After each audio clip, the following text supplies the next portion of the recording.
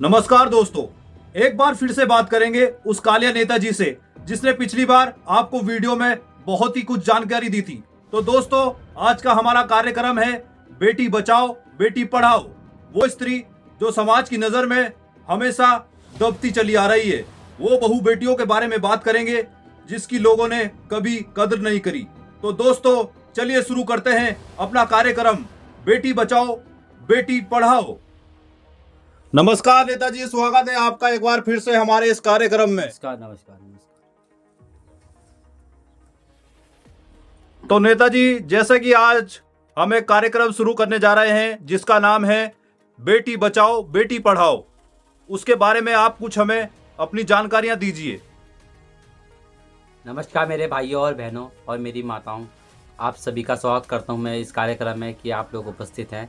मैं एक बार दिल से धन्यवाद करता हूं कि आप लोग अपना कीमती समय निकालकर इस कार्यक्रम में उपस्थित हैं। तो आज हम चर्चा करते हैं बेटी बचाओ बेटी पढ़ाओ के ऊपर। नेताजी, आज का जो हमारा मुद्दा है वो है बेटी बचाओ और बेटी पढ़ाओ के ऊपर। तो नेताजी, जैसा कि आजकल दिन प्रतिदिन हमारी बेटियों पर अन्याय हो रहा है, इस अन्याय को रोकने के लिए हमें क्या करना चाहिए, इसके बारे में आपसे कुछ महत्वपूर्ण जानकारियां लेते हैं।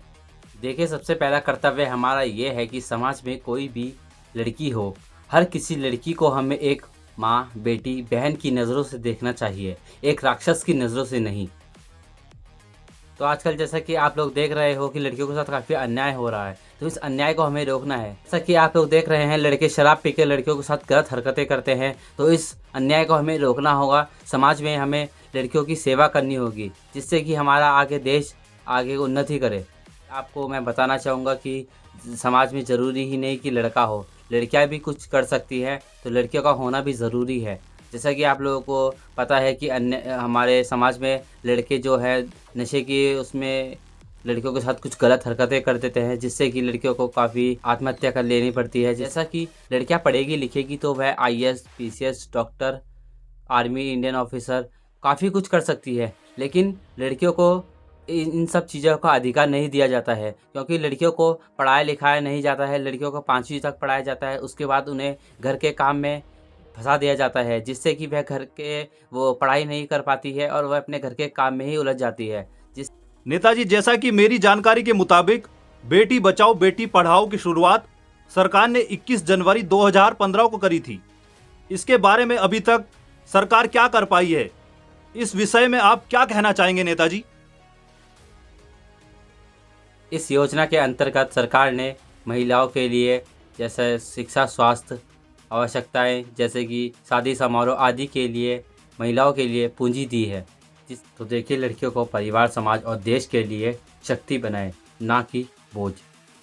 इन्हीं 2 शब्दों के साथ मैं आपसे इजाज़त लेता हूँ। समाज में कोई भी लड़की हो, उसे अपनी माँ और बहन की नज़रों से देखे। मिलते हैं फिर आपसे एक नए मुद्दे के साथ में, तब तक के लिए धन्यवाद। हाँ तो दोस्तों, जैसा कि आपने देखा, हमें कालिया नेताजी ने बताया कि अपनी बेटी बहुओं को पढ़ाएं और शिक्षित बनाएं ताकि वो समाज में अपने हक के लिए लड़ सके और हाँ, अपनी बेटियों को मजबूत बनाए। तो दोस्तों, आपका समय न गवाते हुए मैं आपसे इजाजत लेता हूँ।